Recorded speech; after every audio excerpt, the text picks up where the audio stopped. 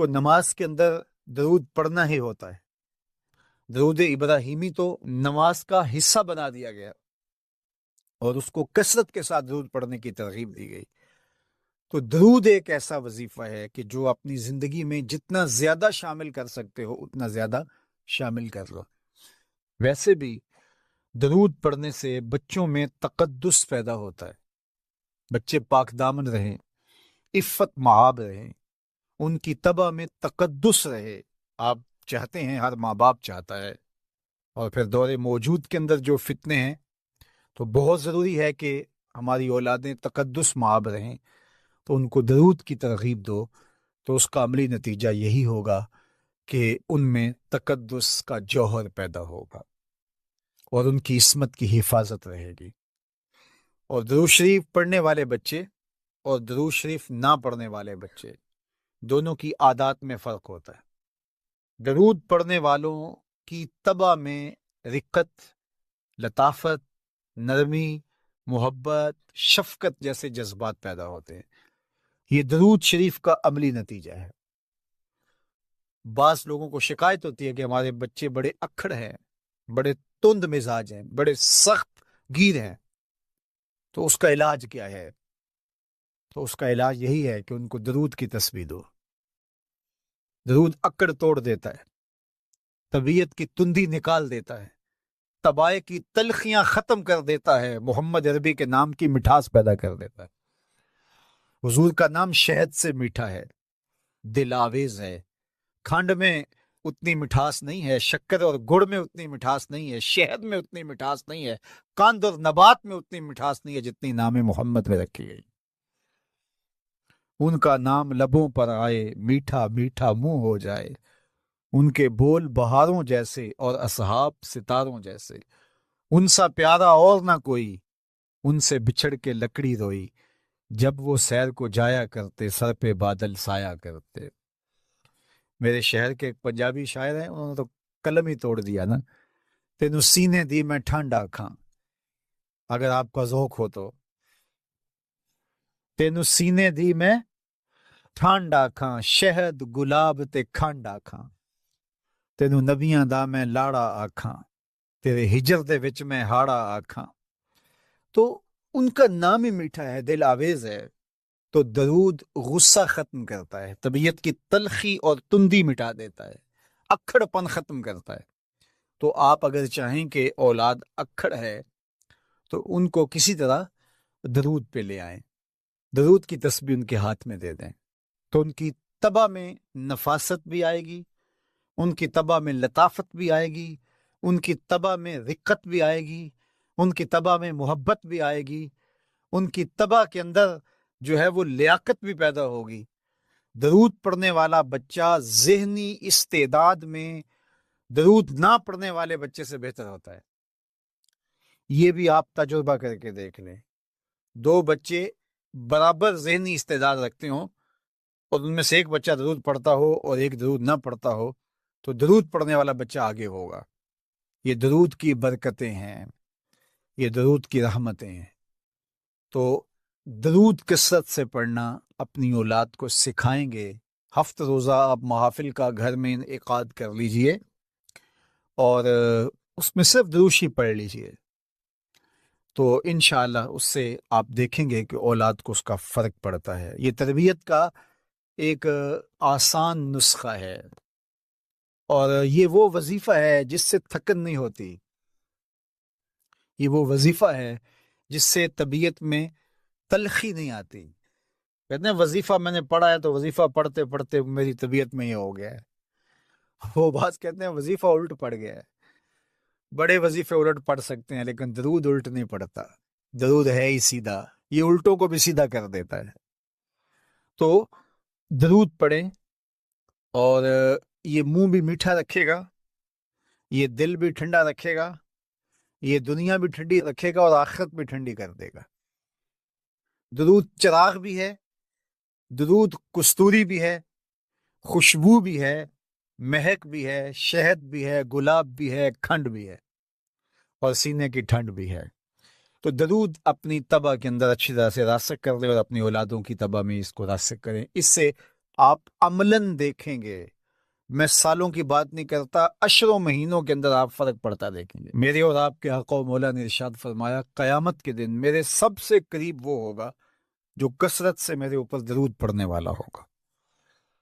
تو یہ حضور کی قربت کا ضامن ہے درود، تو اس لیے اپنی اولاد کو حضور علیہ السلام پر درود پڑھنے کی ترغیب دو۔ بچپن میں ہی اپنے گھر کے اندر مجالس سے درود قائم کرو، روزانہ کی بنیاد پہ ہو تو بہت اچھا، نہیں تو ہر 8 دن کے بعد ایک دن ضرور متعین کر لیا جائے۔ جمعۃ المبارک کے دن کثرت کے ساتھ درود پڑھنے کی ترغیب دی گئی ہے، اور فرمایا اس دن فرشتے حاضر ہوتے ہیں۔ درود ایک نہیں ہونا ہے تمہاری دعا بھی قبول ہو جائے، چونکہ اللہ تعالیٰ جل شانہ کی یہ شان نہیں ہے کہ بعض کو قبول کر لے اور بعض کو ترک کر دے۔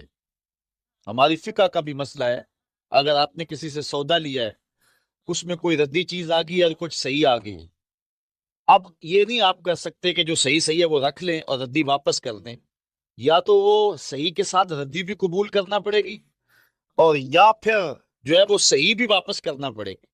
یہ نہیں ہوگا کہ مرضی کی رکھ لی اور مرضی کی واپس کر لی، یا سارا سودا قبول کرنا پڑے گا یا سارا سودا واپس کرنا پڑے گا۔ تو اللہ تعالیٰ جل شانہ کے حضور جب درود کے ساتھ دعا مانگی جائے تو پھر اللہ تعالیٰ جل شانہ اس دعا کو چھانٹ کے الگ نہیں کرتا کہ میں نے یہ نہیں قبول کرنی، درود کے ساتھ جو مانگی ہوئی دعا ہے اللہ وہ بھی مستجاب فرما لیتا ہے، وہ بھی قبول فرما لیتا ہے۔ درود پاک وہ با برکت عمل ہے، با کمال ہے، تو پھر جی نہیں چاہتا کہ پڑھو صلو علیہ وآلہ، یعنی پھر دل اچھلتا ہے، روح پکارتی ہے، جو اتنی خوبیوں کا منبع و مصدر ہے، اتنے کمالات کا جامع ہے، جس کے دم سے اندھیرے چھٹ گئے، جس کے دم سے کائنات میں اجالے پھیل گئے، تو پھر کیوں جی نہیں چاہتا کہ اس نبی پر درود پڑھا جائے؟ صلو علیہ وآلہ، آؤ اس نبی پہ درود پڑھو، اس نبی پہ سلام پڑھو، اس نبی پہ بھی درود پڑھو، اس کی آل پہ بھی درود پڑھو۔ بلغ العلا بکمالہ، کشف الدجی بجمالہ، حسنت جمیع خصالہ، صلو علیہ وآلہ۔ میں درود شریف کے عنوان سے اپنی گفتگو کو ختم کروں اور امام بوصیری کا ذکر نہ کروں تو یہ ناانصافی ہوگی۔ حضرت امام بوصیری فالج زدہ ہے، ساری زندگی بادشاہوں کے قصیدے لکھے ہیں، ساری زندگی بادشاہوں کی کہانیاں بیان کی ہیں، ان سے اعزازات پائے ہیں، تکریمات پائی، لیکن عمر کا آخری حصہ آیا، جسم فالج زدہ ہو گیا، سارے چھوڑ گئے۔ تنہائی، بیماری اور غربت، یہ 3 چیزیں اگر اکٹھی ہو جائیں تو ان کو کاٹنا بڑی قیامت ہوتی۔ تنہائی، غربت اور بیماری، یہ تینوں اکٹھی آ گئی حضرت امام بوصیری پہ۔ صحت مند کے سارے گاہک ہوتے ہیں، بیمار پڑ گئے تو کوئی پوچھتا ہی نہیں۔ ایک دن خیال آیا، ساری زندگی شہنشاہوں کے قصیدے لکھے، آج اس کا قصیدہ نہ لکھوں جو کائنات کا دولہ ہے۔ اللہ اکبر، قلم پکڑا پہ حضور کا قصیدہ لکھ، یہ قصیدہ بردہ شریف مکمل کیا۔ رات ہوئی، حضرت امام بوصیری سوئے، آقا کریم علیہ السلام تشریف لائے، اور یہ بات ذہن میں رکھیں، حضور نے ارشاد فرمایا من رعانی فی المنام فقد رعان فإن الشیطان لا یتمثل بی۔ یہ ابن ماجہ میں 6 طرق سے روایت مروی ہے، ویسے بخاری دیگر کتابوں میں بھی ہے، لیکن ابن ماجہ حجم کے اعتبار سے چھوٹی کتاب ہے، اس میں بھی 6 مرتبہ یہ روایت ہے، باقیوں میں تو بہت مرتبہ یہ روایت آئی ہے۔ ابن ماجہ میں 6 طرق سے یہ روایت ہے، حضور نے فرمایا جس نے مجھے خواب میں دیکھا اس نے مجھے ہی دیکھا، شیطان خواب میں آ کر بھی میری مثل ہونے کا دعویٰ نہیں کر سکتا۔ اچھا، دوسری بات، جس نے حضور کو دیکھا اس نے حضور کو دیکھا، اور جس نے حضور کو دیکھا حضور اس کے خواب میں قصد، ارادے اور مرضی سے آئے۔ میں کسی کے خواب میں جاؤں، آپ کسی کے خواب میں آئیں، نہ آپ کو پتا ہوتا ہے نہ مجھے پتا ہو، مجلس سجی ہے، میں گفتگو کر رہا ہوں، اٹھ کے آپ چلے جائیں گے، جا کے سو جائیں، میں خواب میں دوبارہ گفتگو کرتا ہوا پایا جاؤں، مجھے آپ اٹھ کے فون کرے جناب آج خواب میں آئے تھے، تو مجھے تو نہیں پتا ہو، یا آپ کو میں دیکھ لوں دوبارہ تو آپ کو علم نہیں ہوگا، لیکن حضور جس کے خواب میں جائیں قصد، ارادے اور مرضی سے جاتے ہیں۔ تیسری بات، خواب میں کسی کو کچھ عالی مرتبت سامعین و ناظرین، السلام علیکم ورحمۃ اللہ وبرکاتہ۔ میرے سامنے اللہ کے پیارے محبوب علیہ السلام کی ایک مبارک حدیث پاک ہے، جس کو امام ترمذی نے اپنی سند کے ساتھ روایت کیا ہے، اور میں سمجھتا ہوں کہ اس حدیث پاک میں ہمارے لیے اتنی روشنی ہے کہ ہم اس کی ضوء میں، اس کی روشنیوں میں اپنی زندگی کو مرتب اور منظم کریں تو خیر و برکت اور رحمت و راحت کے دروازے کشادہ ہوں گے۔ حضرت ابو کبشہ الانماری رضی اللہ تعالی عنہ اس حدیث کے راوی ہیں۔ کہتے ہیں کہ میں نے اللہ کے رسول صلی اللہ علیہ وآلہ وسلم سے یہ حدیث سنی کہ آپ ارشاد فرماتے تھے، ثلاثۃ اقسم علیہن، تین چیزیں ایسی ہیں جن پر میں اللہ کی قسم کرتا ہوں۔ اللہ کے پیارے محبوب صلی اللہ علیہ وآلہ وسلم کسی چیز کو ایسے بھی ارشاد فرما دیں تو ہمارے لیے حجت ہے، کافی ہے، لیکن اگر آپ کسی چیز کو بیان کرنے سے قبل قسم فرما رہے ہیں تو اس کا مطلب یہ ہے کہ وہ انتہائی اہمیت کی حامل ہے، اور آقا کریم علیہ السلام کی آرزو ہے کہ ہم پوری توجہ، پورے انہماک کے ساتھ اس کو سنیں بھی، سمجھیں بھی اور اس پر عمل پیرا بھی ہوں۔ تو فرمایا تین چیزیں ایسی ہیں، اقسم علیہن، میں ان پر اللہ کی قسم کرتا ہوں، وَأُحَدِّثُكُمْ حَدِيثًا فَاحْفَظُوهُ، اور میں تمہیں کچھ اس کے علاوہ بھی بیان کرتا ہوں، یعنی ایک تو وہ چیزیں ہیں جو حضور نے قسم کر کے ارشاد فرمائی، اور فرمایا اس کے علاوہ بھی ہے، میں تمہیں وہ بیان کرتا ہوں، اور وہ بھی اتنی اہمیت کی حامل ہیں کہ فَاحْفَظُوهُ، تم انہیں یاد کر لو، حفظ کر لو۔ اللہ کے محبوب علیہ السلام نے ہمارے سامنے 7 چیزیں بیان فرمائیں، ان میں سے 3 کو بیان کرنے سے قبل قسم ارشاد کی، اور اس کے بعد جو 4 چیزیں ہیں فرمایا کہ وہ اس قدر اہمیت کی حامل ہیں کہ تم ان کو بھی اچھی طرح یاد کر لو، ضبط کر لو، انہیں محفوظ کر لو۔ 3 چیزوں میں سے ایک چیز جن پر اللہ کے محبوب علیہ السلام نے باقاعدہ قسم فرمائی، ما نقص مال عبد من صدقہ، فرمایا کہ میں اللہ کی قسم کر کے کہتا ہوں کہ صدقے سے مال کم نہیں ہوتا۔ بظاہر لگتا ہے کہ 100 میں سے 10 نکال دیں گے تو باقی 90 بچیں گے، آپ کا کیلکولیٹر بھی آپ کو حساب یہی دیتا ہے کہ اتنے سے اتنے منہا کرو گے تو باقی اتنے رہ جائیں گے، لیکن اگر وہ نکالے جانے والے صدقے کی مد میں نکالے گئے ہیں تو یہ ذہن نشین کر لیجئے کہ مال میں کمی نہیں آتی۔ بظاہر تو عددی اعتبار سے ایسے ہی لگ رہا ہے، لیکن اللہ تعالیٰ اس کے اندر برکت ایسی پیدا فرماتا ہے کہ کمی ہونے کی بجائے اضافہ ہوتا ہے، اور اگر صدقہ کرنے سے مال میں کمی آ جاتی تو اس امت کے سب سے غریب شخص کا نام، سب سے مفلس شخص کا نام ابو بکر صدیق ہوتا، کہ جنہوں نے اپنا سارا مال راہ خدا میں لٹا دیا۔ تو صدقے سے مال گھٹتا نہیں ہے، صدقے سے مال کم نہیں ہوتا، بلکہ اللہ صدقے کے ذریعے سے مال میں برکت پیدا کر دیتا ہے اور اضافہ فرماتا ہے۔ دنیا کے اوپر بھی ہمیں دیکھنے کو ملتا ہے کہ راہ خدا میں بانٹنے والے، صدقہ و خیرات کرنے والے آسودہ رہتے ہیں اور ان کے اموال میں کمی نہیں آتی، لیکن جو اجر، جو صلہ، جو برکتیں اور جو اللہ اس صدقے کے صلے میں آخرت میں انہیں عطا فرمانے والا ہے، وہ تو کسی ترازو پہ نہیں تولا جا سکتا۔ ہمارے خیال، ہمارا فہم و ادراک اس کی حدود کو بھی نہیں چھو سکتا جو اللہ تعالیٰ بندوں کو صدقے کے صلے میں عطا فرمائے۔ تو راہ خدا میں بانٹنے والے، خیرات کرنے والے مت سمجھیں کہ ان کے مال میں کوئی کمی آتی ہے۔ اللہ تعالیٰ جل شانہ اموال میں اضافہ اور برکت پیدا فرماتا ہے، اور یہ بات اللہ کے محبوب علیہ السلام نے باقاعدہ قسم کر کے کہی، ما نقص مال عبد من صدقہ، کہ میں قسم کر کے کہتا ہوں کہ صدقے سے مال کم نہیں ہوتا، گھٹتا نہیں۔ دوسری بات ارشاد فرمایا کہ ولا ظلم عبد مظلمۃ فصبر علیہا الا زادہ اللہ عزا، کہ جب کوئی شخص ظلم کو سہ جاتا ہے اور اس کے مقابلے کے اندر اس طرح کا رد عمل نہیں دیتا، تو بظاہر تو ایسا لگتا ہے کہ اس شخص نے کمزوری دکھائی، لیکن امن عامہ میں خرابی پیدا نہ ہو اور ماحول میں تلخیاں نہ آئیں، تو بعض اوقات اپنے رشتہ داروں سے، اعزاء و اقربا سے، دوستوں سے ہم بہت ساری چیزیں برداشت کرتے ہیں۔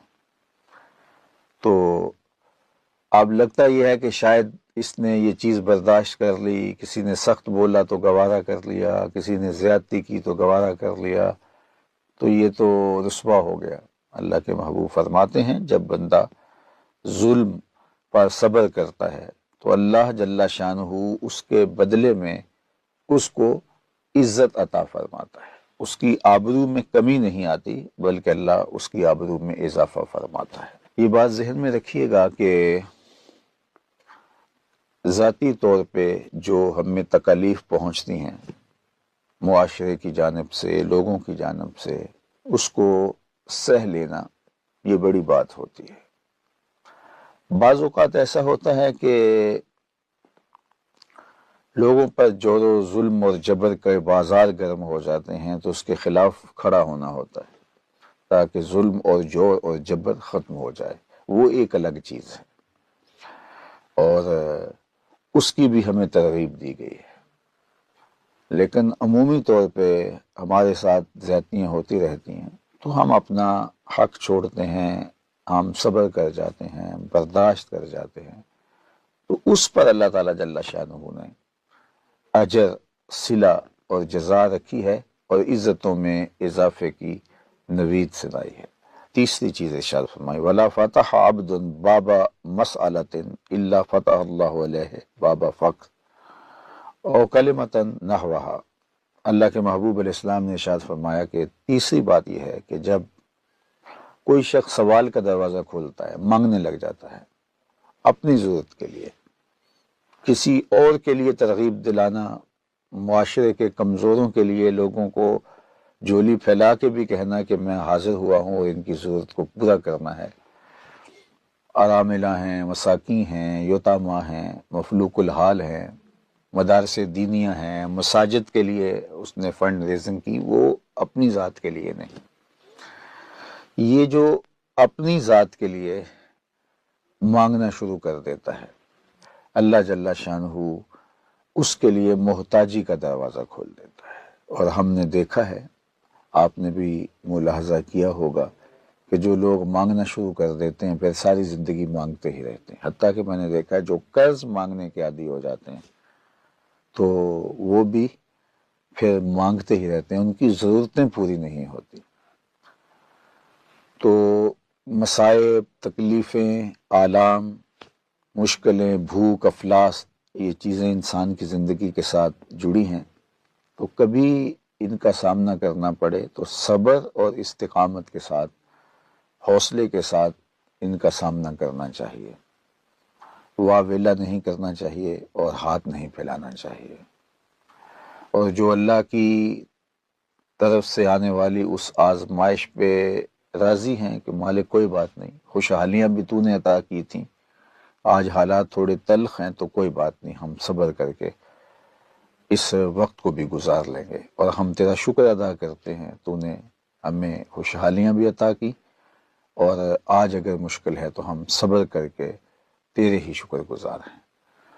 تو یہ تین چیزیں حضور نے قسم کر کے کہیں۔ سب سے پہلی چیز ما نقص مال عبد من صدقہ، کہ صدقے سے مال کم نہیں ہوتا۔ دوسری بات یہ ارشاد فرمائی کہ جب کوئی شخص زیادتی سہ جاتا ہے اور اس پر رد عمل نہیں دیتا معاشرے کے امن کے قیام کے لیے اور فساد اور شر سے ماحول کو بچانے کے لیے وہ برداشت کر لیتا ہے اور صبر کر لیتا ہے۔